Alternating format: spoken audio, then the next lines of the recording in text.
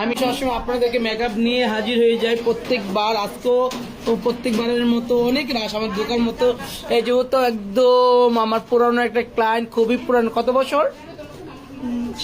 7 বছর ধরে আমার পার্লার আসে। চিন্তা করে দেন প্রত্যেকে ক্লায়েন্ট।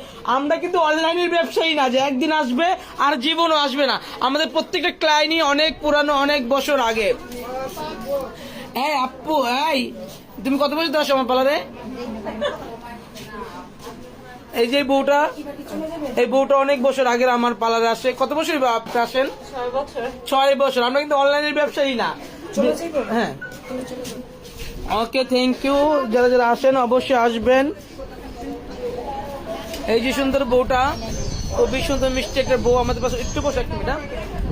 এই যে সীমানা, সীমানা প্রতিদিন কত বছর ধরে আমার পার্লার আসো? সত্যি বলবা? অলমোস্ট 5 বছর হয়ে গেছে।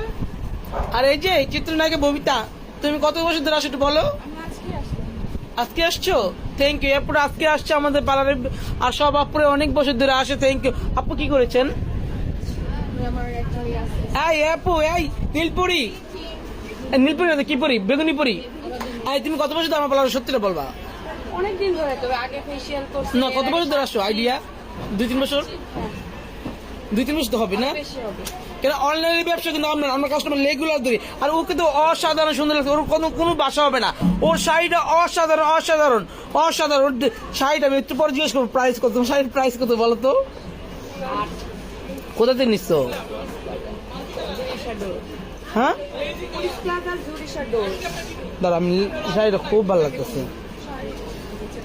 আরে ইতিমধ্যে আমি আরো যাবো। মেকআপে অনেক মেকআপ জম চলতেছে এই রুমে, অনেক মেকআপ। ওই যে দেখতেই পাচ্ছেন অনেক মেকআপ, অনেক মেকআপের মধ্যে। আপু তুমি কত বছর ধরে আমার পার্লার আসো?